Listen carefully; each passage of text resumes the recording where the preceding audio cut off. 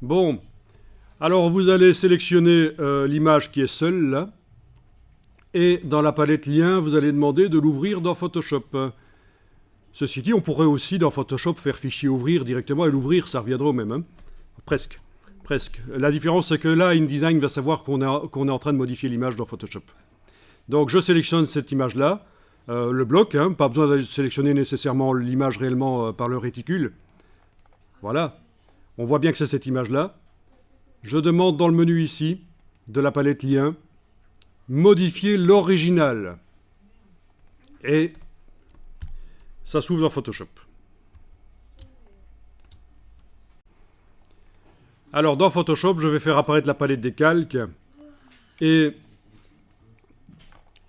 je vais me dire, tiens, cette image-là, je vais aller modifier un peu son contraste. Je voudrais que ce soit un peu plus dur comme contraste.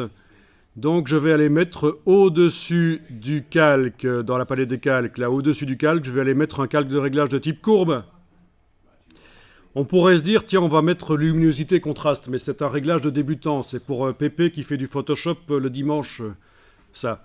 Dans Photoshop, vous avez plein d'outils qui sont là dans Photoshop, mais qui ne s'adressent pas nécessairement à la même personne. Donc oubliez luminosité contraste, vous allez pouvoir faire la même chose et beaucoup plus avec le réglage des courbes.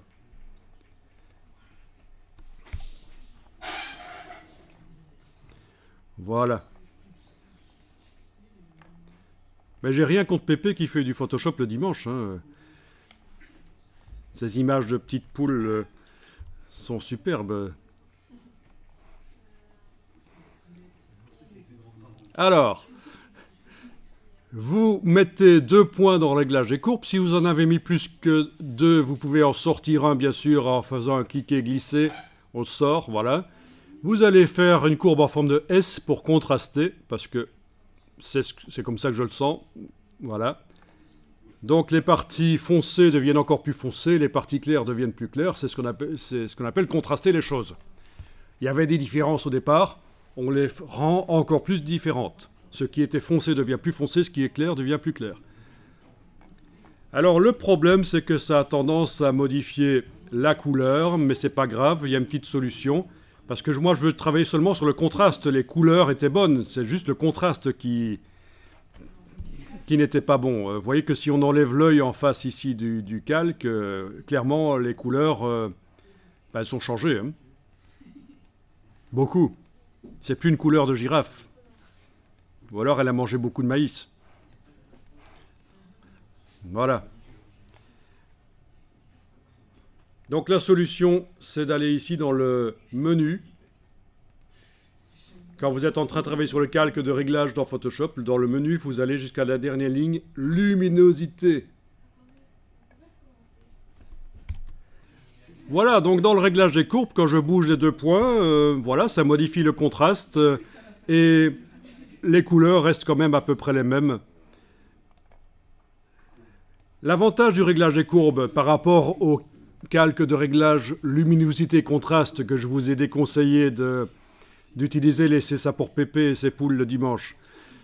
Mais l'avantage ici du réglage des courbes, c'est que vous pouvez mettre jusqu'à 16 points sur la courbe pour aller contrôler la manière dont ça se passe. Par exemple ici, je remonte un peu la luminosité dans les parties sombres avec un 3e point. Regardez les parties sombres de mes arbres.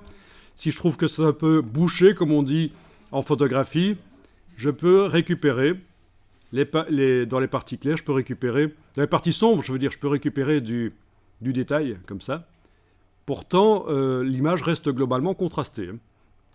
Même chose pour les parties claires, si je trouve que j'ai perdu du détail dans les parties claires, est-ce qu'il y avait des nuages dans Non, je pense que le ciel était tout blanc, mais on peut quand même essayer d'aller mettre un point à l'autre extrémité et de diminuer. Ah si, quand même, il y avait un dégradé bleu dans le ciel.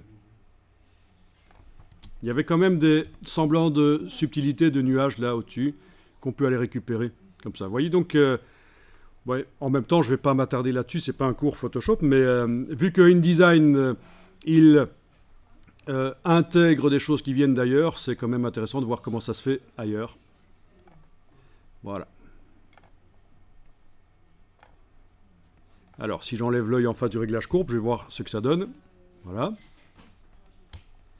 Si je juge que c'est pas mal, mais un peu trop fort, j'ai aussi la possibilité de diminuer l'opacité du réglage.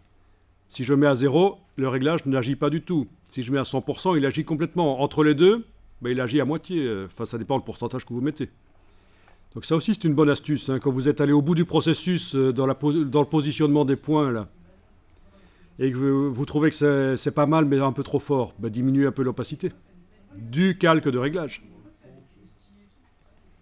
Voilà. Mais là, je vais le laisser à 100%. Bien, je vais enregistrer. Fichier enregistré, je ne change pas le nom sur le disque dur. Commande tabulation, je vais voir dans InDesign ce que ça dit. Et l'image devrait avoir changé. Si ce n'est pas le cas, c'est pas le cas ici, il y a un petit problème. Il va falloir que je mette à jour.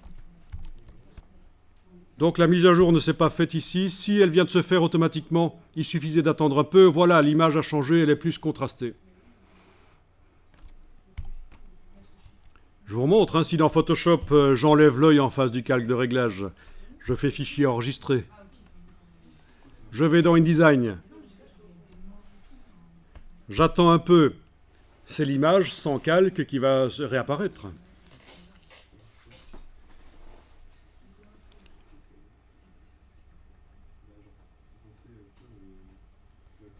Et si ça ne marche pas, il faut cliquer sur la double flèche ici pour forcer la mise à jour.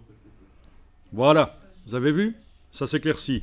Je recommence le processus. Dans Photoshop, je remets l'œil en face du calque de réglage. L'image devient plus contrastée. Je mets à jour le fichier, fichier enregistré.